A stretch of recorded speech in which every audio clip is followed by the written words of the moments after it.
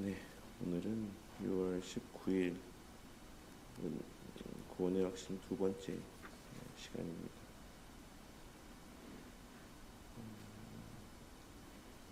그래서 이제 지난 시간에 나눈 내용은 참된 확신이 있지만 거짓된 확신도 있다 라고 하는 내용이 지난 시간의 주요 내용의 골자였습니다. 그래서 이제 오늘은 그러한 참된 구원의 확신은 어떤 것이냐라고 하는 이제 그런 내용들을 좀 주로 다루고 있는 내용이라고 할 수가 있습니다. 당연히 어제 내용과도 연결되어지는 부분이라고 할 수가 있는데, 지난 시간에 이제 나누면서 제가 이런 참된 구원의 확신이 지난 시간에 설명을 드리면서 참된 선행과 관련이 되어 있고 또 참된 믿음과 사실 관련이 되어져 있다. 그래서 이러한 하나님께서 우리에게 주시는 열매로서의 어떤 참된 선행들을 통해서 우리의 믿음이 참됨이라고 하는 것들을 우리는 확신할 수가 있는 것이다 라고 하는 사실을 말씀을 드렸는데, 사실 그런 내용들에 좀 더 풀어서 이제 설명하고 있는 내용이라고 보시면 됩니다. 그래서 좀 이따 보시겠지만 적용 질문에 4번에 보시면 322페이지에 그래서 이제 그 내용을 말씀하고 있죠. 구원과 은혜의 확신이라고 하는 것은 결국 믿음이란 무엇인가에 대한 올바른 이해와 연결된다라고 말씀하고 있는 내용에서 알 수 있는 것처럼, 그러니까 우리의 확신이라고 하는 것이 그냥 막연한 어떤 성령 하나님으로 말미암아 당신의 택하신 자에게 주시는 어떤 그 믿음의 열매, 증거로서의 어떤 그런 부분이 없는, 그냥 개인적으로 내가 행하니까, 내가 개인적으로 열심히 있으니까, 내가 개인적으로 믿는다고 내 스스로 내가 확신하니까 나는 구원 가운데 있지, 나는 그리스도 안에 있지 라고 하는 이러한 확신들은 참된 확신이 아니다. 반드시 참된 확신에는 성령 하나님으로 말미암아 반드시 맺혀지게 하시는 그러한 참된 어떤 열매요 증거들이 있다라고 하는 내용들이 이제 오늘 내용의 주요 골자고 요지라고 생각하시면 되겠습니다. 그 내용을 좀 다시 풀어서 설명하고 있다라고 할 수 있습니다. 함께 우리 18장 2항을 같이 읽고 그 말씀 요절 같이 한번 읽어보도록 하겠습니다. 시작. 이 확실성은 거짓된 소망에 근거를 둔 한낱 억측과 개연성에 따른 신념이 아니라 믿음에 속한 틀림없는 확신이다. 이 확신은 구원의 약속들에 대한 하나님의 진리, 이 약속들로 말미암은 은혜의 내적 증거, 그리고 우리가 하나님의 자녀라는 것을 우리의 영과 더불어 증거하시는 양자의 영, 곧 성령 하나님의 증언에 근거한다. 이 성령 하나님께서 우리의 기업에 대한 보증이시며 그로 인하여 우리는 인침을 받아 구속의 날까지 이른다. 관련된 말씀 같이 한번 공독하도록 하겠습니다. 시작. 우리가 간절히 원하는 것은 너희 각 사람이 동일한 부지런함을 나타내어 끝까지 소망의 풍성함에 이르러 우리가 이 소망을 가지고 있는 것은 영혼의 닷 같아서 튼튼하고 견고하여 휘장 안에 들어가나니, 하나님은 약속을 기업으로 받는 자들에게 그 뜻이 변하지 아니함을 충분히 나타내시려고 그 일을 맹세로 보증하셨나니, 이는 하나님이 거짓말을 하실 수 없는 이 두 가지 변하지 못할 사실로 말미암아 앞에 있는 소망을 얻으려고 피난처를 찾은 우리에게 큰 위안을 받게 하려 하심이라. 그러므로 형제들아, 더욱 힘써 너희 부르심과 택하심을 굳게 하라. 너희가 이것을 행한즉 언제든지 실족하지 아니하리라. 이같이 하면 우리 주 곧 구주 예수 그리스도의 영원한 나라에 들어감을 넉넉히 너희에게 주시리라. 너희는 다시 무서워하는 종의 영을 받지 아니하고 양자의 영을 받았으므로 우리가 아빠 아버지라고 부르짖느니라. 성령이 친히 우리의 영과 더불어 우리가 하나님의 자녀인 것을 증언하시나니 그 안에서 너희도 진리의 말씀 곧 너희의 구원의 복음을 듣고 그 안에서 또한 믿어 약속의 성령으로 인치심을 받았으니 이는 우리 기업의 보증이 되사 그 얻으신 것을 속량하시고 그의 영광을 찬송하게 하려 하심이라. 아멘. 네, 이러한 말씀들에 근거해서 이제 18장 2항의 내용에 보시면 이 확실성은 거짓된 소망에 근거를 둔 억측이나 개연성에 따른 신념이 아니다라고 말씀하고 있죠. 개연성에 따른 신념이라는 게 뭡니까? 계속 제가 말씀드리고 있는 것처럼 이제 그 1항에서 말씀하고 있는 육적인 억측과 개연성에 따른 신념, 이것은 사실 연결되어지는 내용이라고 할 수가 있습니다. 그러니까 헛된 억측과 개연성에 따른 신념이 사실 밀접하게 연결되어 있죠. 그래서 우리가 예배를 드리고 있으니 우리는 구원받은 거야. 내가 매주 꼬박꼬박 예배에 참석하고 예배를 드리고 헌금을 하고 기도를 하고 봉사를 하고 여러 신앙적인 행위들을 나타내 보이고 있으니 이 모든 것은 내가 구원받았다라고 하는 증거인 것이야 라고 개인적인 어떤 그 논리 가운데에 어떤 이러한 어떤 확신들을 갖는 것, 이것이 개연성에 따른 신념이자 억측이라고 할 수 있다. 거짓된 소망에 근거를 둔 억측일 수 있다라고 말씀하고 있는 것입니다. 그런데 참된 구원의 확실은 이러한 것이 아니라 뭐에 속한 것이다라고 말씀합니까? 믿음에 속한 것이다 라고 말씀하고 있는 것이죠. 참된 믿음에 근거한 것이다. 그래서 그 행위가 무엇으로부터 말미암은 것이냐 라고 하는 것을 이제 웨스트민스터 신학업에서는 말씀하고 있는 것입니다. 그것이 단순히 행위로 발현되어진다라고 해서 그것이 증거가 되는 것이 아니라 그 이전에 그 동력이 무엇이냐라고 했을 때 그것이 정말로 참된 믿음에 근거하고 있는 것인지, 그것이 우리의 행위가 참된 것인지를 증거하는 것이고, 또한 그러한 행위를 나타내 보이게 하시는 성령 하나님으로 말미암는 그리스도와 연합이 참된 것인지를 우리에게 또 확인시켜주는, 또 확증하게 해주는 어떤 그런 수단이 되는 것이다라고 말씀하고 있는 것입니다. 참된 믿음이 뭐라고 말씀드렸습니까? 참된 믿음은 그리스도의 객관적인 구속의 사역에 대한 신뢰, 이제 그로 말미암아서 우리에게 주어진 여러 약속들에 대한 신뢰가 이제 믿음입니다.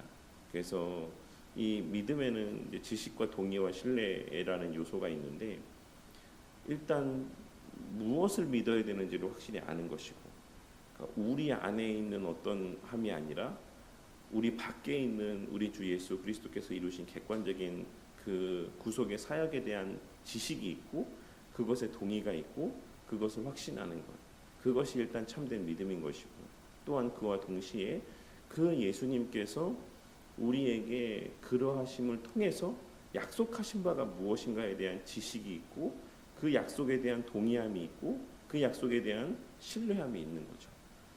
그래서 이 참된 믿음으로 말미암은 결과적인 모습에는 반드시 무엇이 있을 수밖에 없는 것입니까?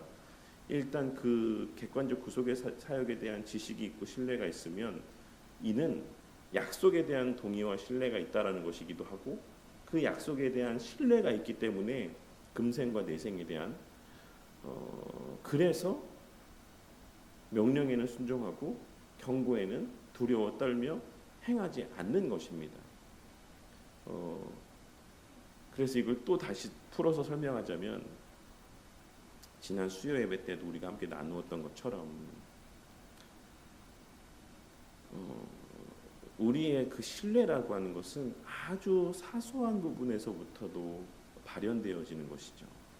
그래서 예를 들자면 형제에 대하여 험담하지 마라, 형제를 미워하지 마라 라고 하시는 말씀들, 그리고 그와 같이 미워하는 것은 살인하는 것과 같다 라고 하시는 예수님의 말씀, 그리고 그 살인에 대하여 하나님께서 경고하고 있으신 바, 이러한 사실들에 대해서 우리가 예수 그리스도에 대한 믿음이 있다라고 하면, 그러니까 그가 성육신하셨고 죽으셨고 부활하셨고 만유의 주이시고 창조주이시자 또 통치자이심을 우리가 믿고 우리의 머리이시고 만왕의 왕이심을 믿는다라고 하면, 그것이 참된 믿음이라고 한다면,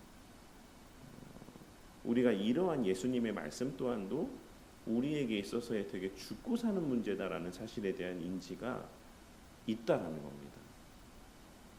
그래서 우리 삶에서 아무리 그게 사람들이 흔하게 범하는 죄라고 할지라도 우리 안에 참된 믿음이 있다면 그것이 우리가 지양해야지만 될 모습이라는 사실에 대한 인지가 있다라는 것이에요.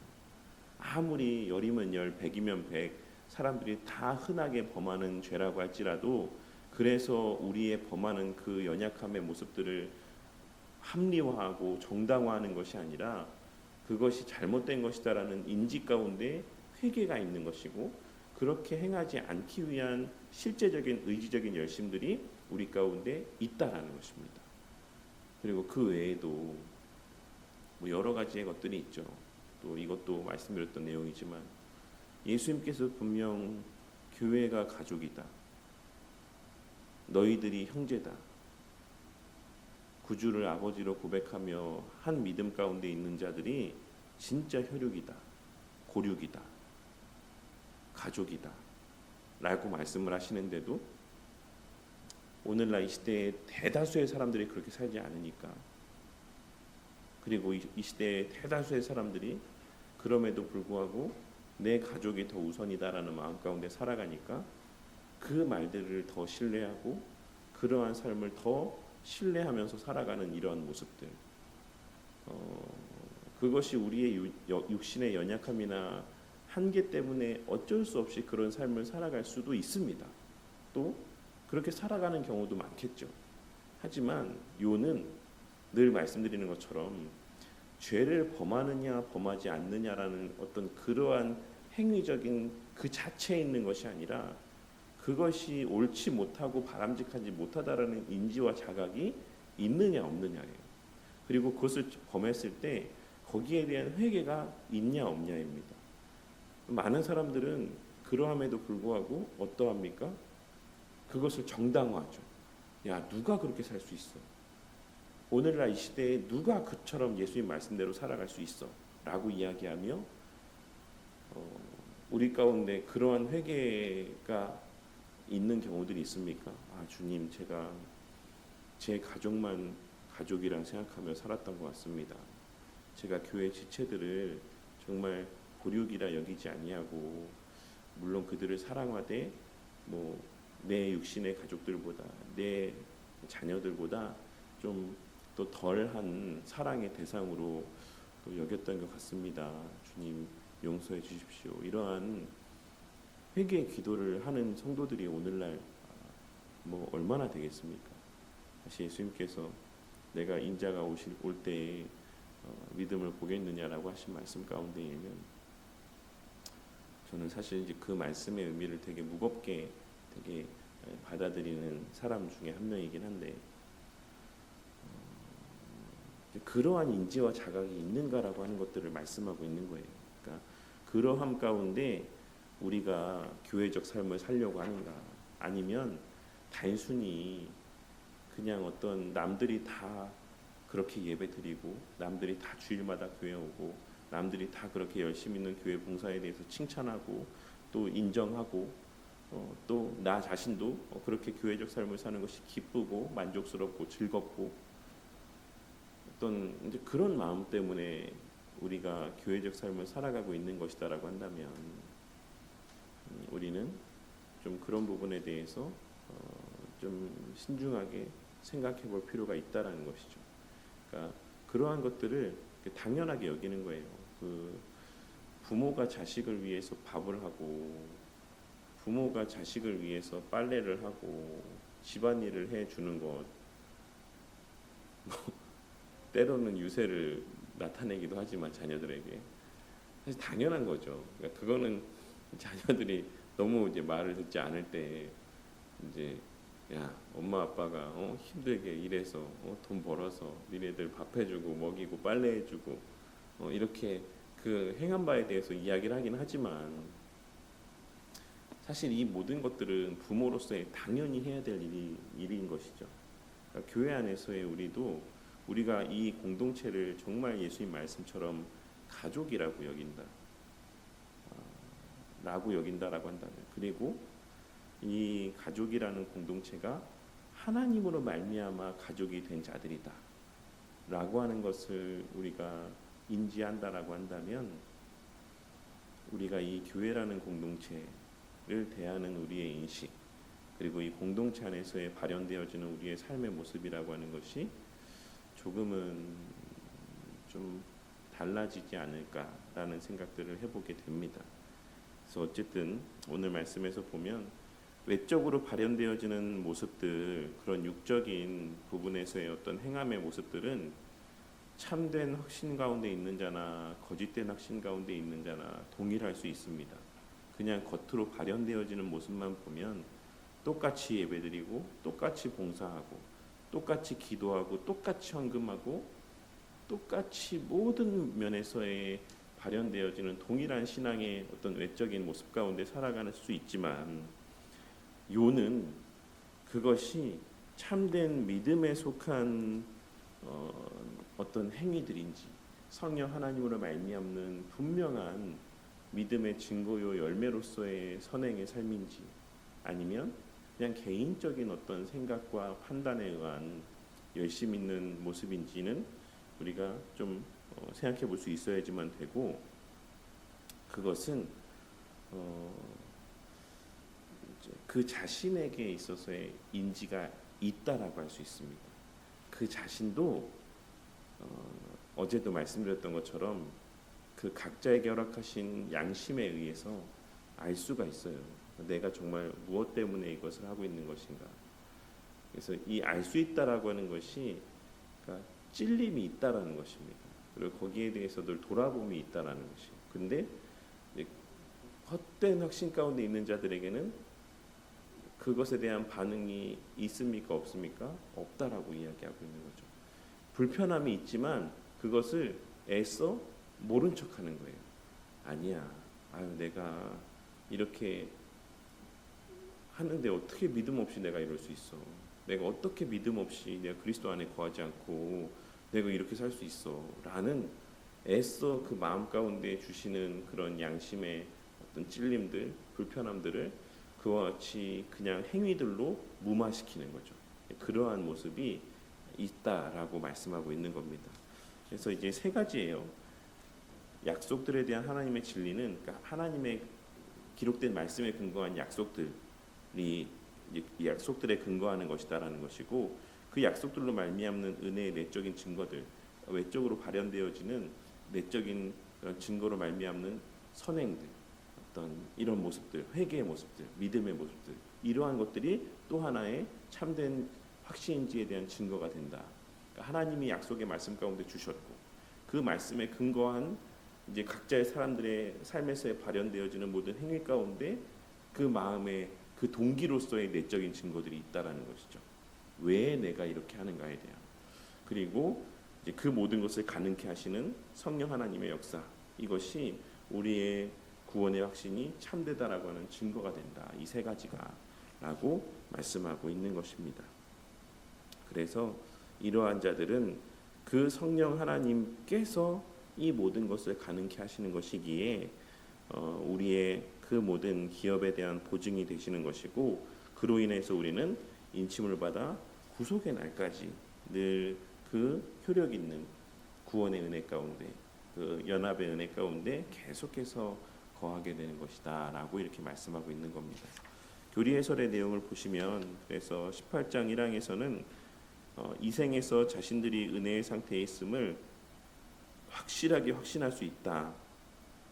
그리고 영광의 소망은 소망하는 가운데 기뻐하는 일에 결코 부끄러움을 당하지 않을 사람들이 있다라고 이제 했죠. 그렇지 않은 사람들도 있지만, 그런데 이러한 확신을 가질 수 있는 사람은 위선자나 중생하지 못한 사람들이 아니라 예수님을 참되게 믿고 진심으로 사랑하여 주님 앞에서 지극히 선한 양심으로 살고자 노력하는 사람들이다. 그리고 하나님의 영광을 바라는 사람들. 이러한 사람들이 바로 이러한 확신 가운데 있는 사람들이다. 그런데 이 세 가지의 것은 무엇과 관련되는 것이었습니까? 또 참된 선행과 관련되는 것이었죠.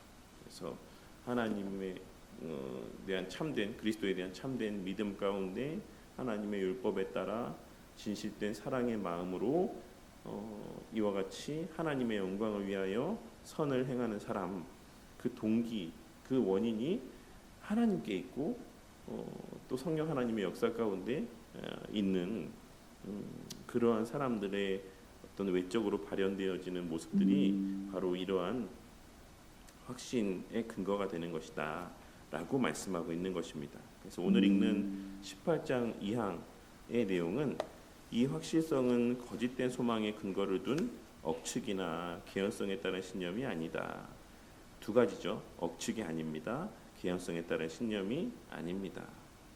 어떤 주관적인 판단이 아니다라는 것입니다. 그러면 무엇이냐라고 했을 때 이제 다음 페이지에 보시면 믿음에 속한 틀림없는 확신이다라고 말씀하며 세 가지의 근거를 이제 제시하고 있습니다. 다음 페이지의 중간에 첫째로 구원의 약속들에 대한 하나님의 진리다. 하나님의 진리의 말씀은 모든 믿음에 있어서 가장 근본적인 근거다. 하나님께서 약속하신 바를 믿지 아니하는 자는 하나님을 거짓말하는 자로 만드는 것이기 때문입니다. 그래서 사실 여기에는 많은 것들이 포함되는 것이죠. 그래서 금생에서 그 영원 가운데 관련된 하나님께서 우리에게 약속하신 그 영생과 관련된 약속들에 대한 믿음도 있지만 또 동시에 금생에서의 삶 가운데 우리가 견인교리에서도 나누었던 것처럼 여러 가지 은혜의 방편들을 소홀히 여기고 또 사단의 어떤 세상적인 요인들을 통해서 우리의 충동하는 바에 그냥 넘어가서 거기에 계속해서 머물러 살아가는 그러한 자들을 하나님께서 어떻게 하신다라고 말씀했습니까? 성경의 증언들을 바탕으로 해서 징계하신다라고 하시는 이러한 말씀에 대한 내용들도 우리가 믿는다라고 한다면 정말 그렇게 오만방자한 삶을 계속해서 살아갈 수 없다라는 것입니다. 그러니까 그 약속에는 그리고 또 하나님께서 우리의 생각에는 그런 게 있잖아요. 왜 앞서도 말씀드렸던 것처럼 왜 가족같이 여기지 않는가? 우리가 왜 진실되게 사랑하지 못하는가? 정말 왜 초대교회 성도들처럼 내 것을 내 것으로 여기지 아니하고 모두의 것으로 여기지 못하는가? 하나님께서 그것을 목적으로 우리에게 수단으로 주신 은혜다라고 왜 그렇게 여기면서 살지 못하는가? 라고 했을 때에는 결정적으로는 어떤 마음이 있는 겁니까? 그렇게 삶을 사는 것이 내게 손해가 된다라는 마음이 있기 때문에 그래요. 근데 예수님께서는 뭐라 말씀하셨습니까? 하나님은 뭐라 말씀하셨습니까? 그것이 복된 삶이다라고 말씀을 하고 있죠. 믿고 거기에는 더 큰 은혜의 약속들이 있다라고 말씀합니다. 근데 우리는 어떻게 생각하는 거예요? 우리는 그렇지 않다라고 생각하는 거예요. 그거는 그냥 희생일 뿐이고 내게 손해가 되는 거야. 그래서 어느 정도까지는 내가 그 손해를 감내할 수 있지만 그 각자의 어떤 정도의 차이가 있을 뿐이지만 누군가나 다 그 심리적 저항선들이 있는 거죠. 내가 이 이상은 못하겠어. 내가 여기까지만은 할 수 있어. 라고 하는 그 저항선들이 다 있는 겁니다. 그런데 초대교회 성도들의 마음 가운데는 그런 저항선들이 있었던 겁니까? 없었던 겁니까? 없었던 거예요. 왜냐하면 그들은 하나님의 말씀에 대한 완벽한 신뢰가 있었기 때문에 그렇습니다. 내가 이렇게 사는 것이 진짜로 복된 삶이고 이러한 삶 가운데 하나님께서 약속하셨고 예수님께서 약속하셨던 바가 정말 실제다라고 하는 그 약속에 대한 확신들이 그들은 있었던 겁니다. 그래서 그때 이제 사도행전 설교 때도 말씀을 드렸지만 그 시대 사람들에게 있어서 땅을 판다 그런 어떤 이 오늘날의 용어로 표현하자면 부동산을 처분한다라고 하는 거는 오늘날 우리가 생각하는 부동산을 처분하는 것도 사실 말이 되지 않는 모습이지만 그 당시의 사람들에게는 더 말이 되지 않는 거예요. 그들에게 있어서의 그 땅과 그 집은 가문에게 속하여 내려오는 어떤 그러한 것들이었기 때문에 그렇습니다. 그러니까 오늘날 사람들에게도 선산이라는 것들이 있잖아요. 선산. 뭐 그 집안에 대대로 문중에 내려오는 그런 재산들이 있지 않습니까? 그러니까 그 당시 사람들에게는 그러한 땅이나 집은 사실 그런 개념이었다라고 할 수가 있는 것입니다. 이제 그런 것을 그렇게 처분을 해서 함께 공유했다는 얘기는 첫째로는 그와 같이 약속에 대한 신뢰가 있었다라는 것이고, 또 하나는 진심으로 그 공동체를 가족으로 여겼다라는 어떤 반증이라고 할 수가 있는 것이죠. 그래서 다시 요 첫째로 돌아오면 구원의 약속들에 대한 하나님의 진리다. 하나님의 진리의 말씀은 모든 믿음에 있어서 가장 근본적인 근거다. 하나님께서 약속하신 바를 믿지 아니하는 자는 하나님을 거짓말하는 자로 만드는 것이 되기 때문이다 라고 할 수가 있습니다. 그래서 이것을 믿는 자들은 둘째로 반드시 그로 말미암는 은혜의 내적인 증거들이 그 삶 가운데 외적으로 발현되어지게 되어 있다라고 할 수가 있는 것입니다. 그 외적으로 발현되어지는 모습들이 무엇인 것입니까?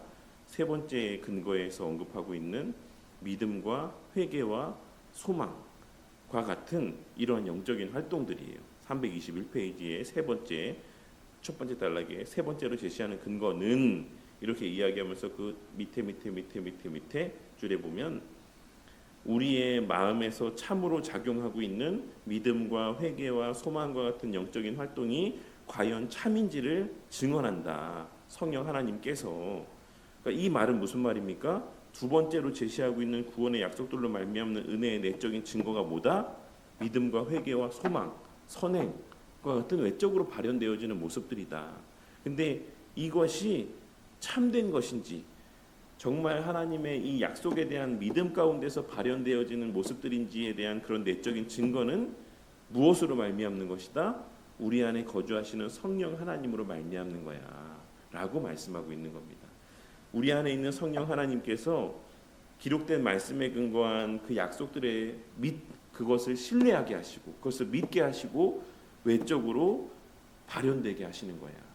그래서 이러한 성령 하나님으로 말미암는 이러한 내적인 증거들, 외적으로 발현되어지는 내적인 증거들이 우리의 그 믿음이 확실하다라고 하는 증거의 근거가 되는 것이다 라고 말씀하고 있는 것입니다.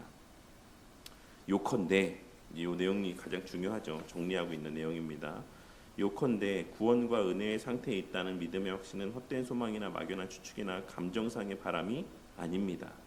하나님의 약속에 대한 믿음은 사람이 스스로 만들어낸 심리가 아닙니다. 하나님의 약속은 거짓을 말할 수 없는 하나님의 진리의 말씀에 담겨 있는 것이므로 확실합니다. 그리고 이 약속을 믿는 은혜가 신자의 믿음의 활동을 통해서 실제로 존재하고 있다는 것을 양심을 통해서 알고 있기 때문에 확실합니다. 그리고 신자의 내면에서 활동하는 내적인 증거가 하나님의 말씀을 가지고 일하시는 성령 하나님께서 행하시는 증언이기 때문에 확실합니다. 이러한 까닭의 신자는 구원과 은혜의 상태에 있다는 이 믿음을 확신할 수가 있습니다 라고 말씀하고 있는 것입니다. 그래서 성령 하나님을 통해서 말씀에 비추어 우리가 그 말씀을 신뢰하며 끊임없이 살아가지만 그 살아가는 과정들 가운데 그것을 또한 우리의 공로나 의로 여기지 않게 하시고 늘 부족함과 연약함을 깨닫게 하시고 또 그 모든 것이 그리스도로 말미암은 것이다라는 인지 가운데 다시금 그리스도를 바라보게 하시고 그러한 소망 가운데 살아가게 하시고 그러한 소망에 대한 감사가 또다시 원인이 되어서 또 하나님의 약속하신 바를 향해 또 그것을 신뢰함 가운데 살아가게 하시고 또 이러한 반복된 패턴들을 통해서 성령 하나님께서는 우리의 행함이 우리의 어떠함으로 말미암는 것이 아닌 하나님으로 말미암는 것이다라는 사실을 계속해서 깨닫게 하시고 확신케 하시고 또 이제 구원의 은택들을 누리며 또 담대함 가운데 위로 가운데 살아가게 하신다라고 할 수가 있는 것입니다. 1번 적용 질문. 여러분은 신자가 구원과 은혜의 상태에 있다라는 것을 절대적으로 확실하게 알 수 있다라고 생각하십니까? 사람이 죽어서 하나님 앞에 갈 때에야 알 수 있는 것이다라고 말하는 주장은 정당합니까? 이 주장 누구의 주장입니까? 사실 요건 좀 조심스러운 말이긴 하지만 김세윤이라고 하는 너무나도 훌륭한 신학자분이 있으십니다. 그리고 그분이 쓰신 책들도 다 너무 좋고, 근데 이제 제임스 던이라고 하는 분이나 뭐 또 제가 갑자기 이름이 생각이 안 나는데 되게 유명한 분인데 책을 엄청 많이 쓰신 분인데 이렇게 생각이 안 나네요. 어쨌든 김세윤 교수님이나 그 세관점, 바울의 세관점이라고 하는 이런 이야기들을 주장하시는 학파들이 있습니다. 바울의 세관점 학파라고 이야기하는. 근데 또 참 신기한 거는 그분들도 또 다 달라요.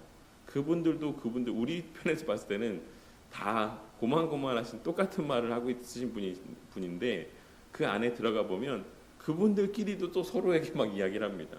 너 잘못됐어, 너 잘못됐어, 막 이렇게. 그분이 이름이 누구죠? 한 학기를 공부했는데 그분 이름이 생각 안 나네요. 어쨌든 대표적으로 한국에서는 이제 김세현 교수님이라고 할 수 있으니까 그분들이 이야기하는 칭의론은 유보적 칭의론이죠. 결국 죽어봐야 알아. 죽어봐서 우리의 삶을 통해서 우리가 의롭은지 의롭지 않은지, 그 의로움이 참된지 아닌지를 우리가 죽어봤을 때 우리의 행함을 통해서 우리는 알 수 있는 거야 라고 이렇게 이야기합니다. 그래서 유보적 칭의론이죠. 그렇지 않습니다. 칭의는 이제 우리는 그런 어떤 우리의 어떠함과 상관없는 객관적인 하나님의 법적인 선언이다라고 우리는 그렇게 믿는 것이죠. 그래서 그분들도 그렇게 이야기하는데 사실 이걸 교묘하게 틀어서 거기에 우리의 행위적인 요소들을, 결과적인 모습들이 있어, 열매적인 모습들이 있어. 성화와 어떤 칭의를 교묘하게 좀 믹스하고 있다라고 할 수 있을까요?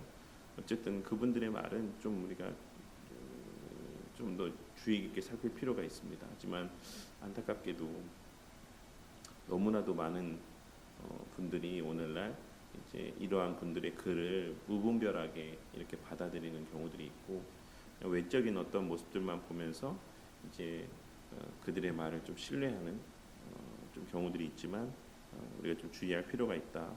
그래서 오늘 말씀에서는 뭐라고 이야기하고 있는 겁니까? 웨스트민스터 신앙고백서에서는 신자가 구원과 은혜의 상태에 있다라는 것을 절대적으로 확실하게 알 수 있다라고 이야기합니까? 맞습니다. 2번에 보면 그 답이 있죠. 오늘 학습한 신앙고백서에 따르면 신자가 자신이 구원과 은혜의 상태에 있다라는 것을 확실히 확신할 수 있다라고 이야기합니다.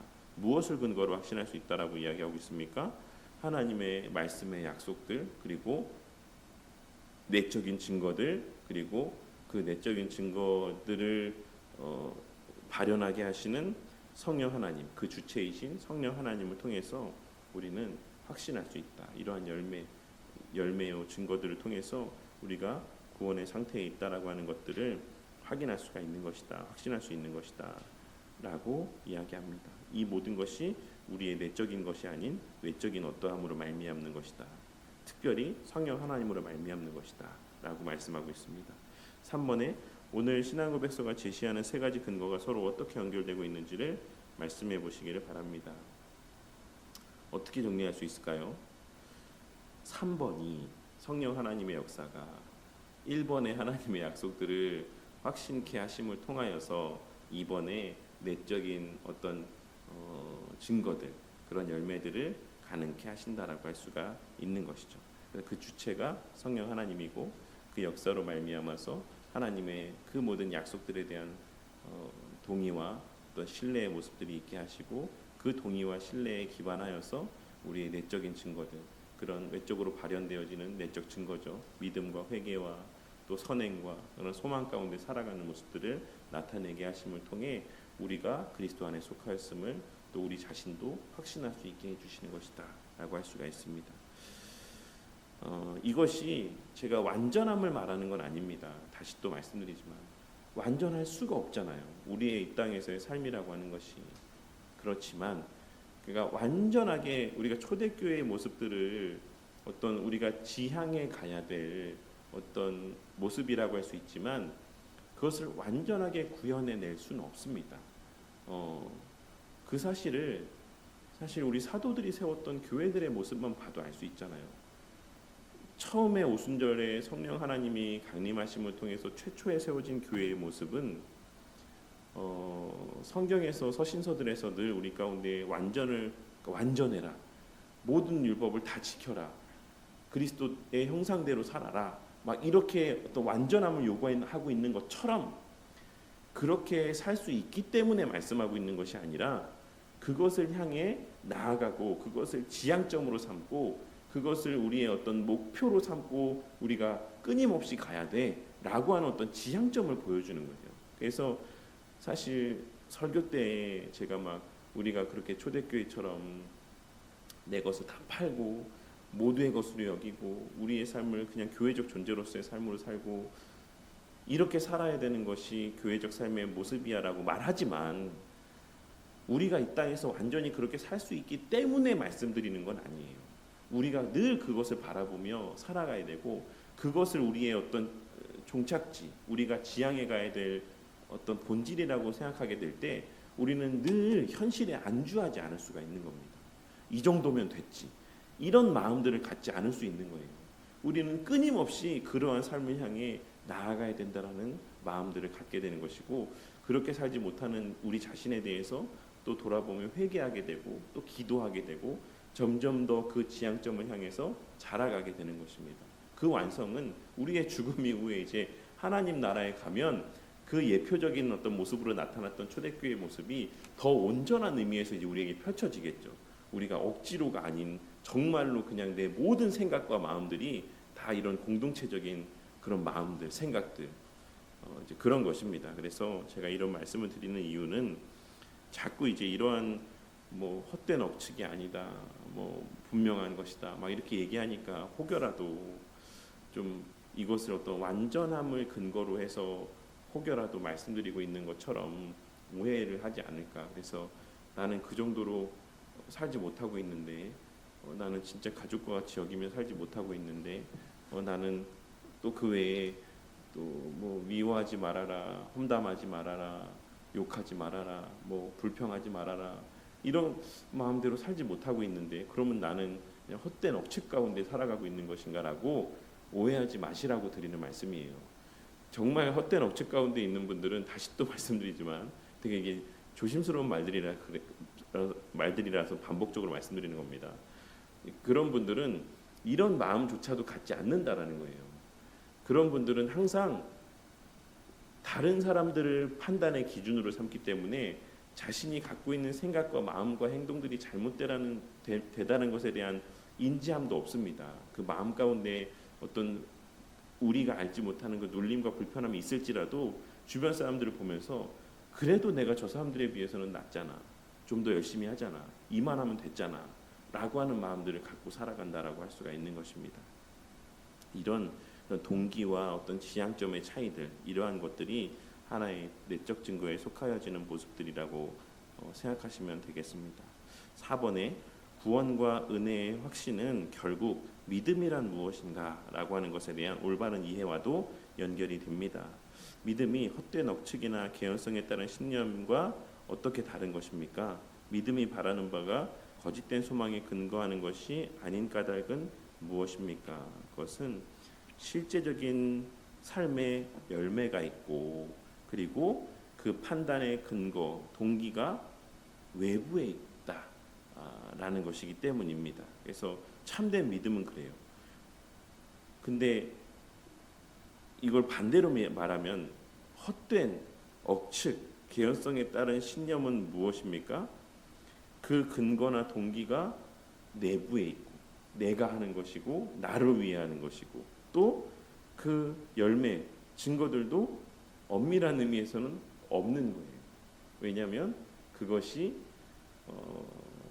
참된 믿음에서 발현되어지는 것도 아니고 하나님의 율법에 근거한 것도 아니고 하나님을 향한 사랑과 이웃을 향한 사랑에 근거한 것도 아니고 하나님의 영광을 위한 것도 아니기 때문에 그렇습니다. 그래서 우리가 행하는 바는 우리로 말미암은 것이 아니라는 사실을 우리는 다 알고 있죠.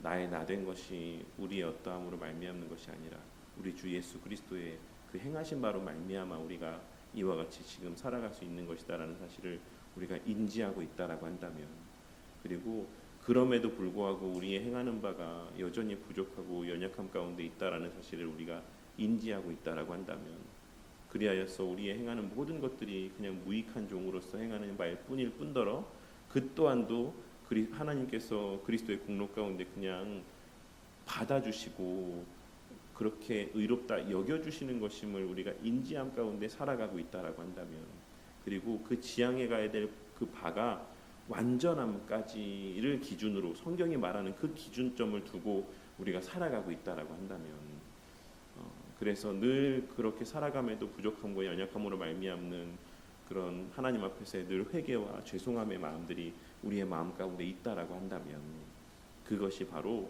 우리가 그리스도 안에 거하고 있다라는 하나의 너무나도 중요한 분명한 내적 증거가 되는 것이다. 성령 하나님은 우리 안에서 하나님 말씀을 통하여서 그러한 사실들을 계속해서 깨닫게 하시는 거예요.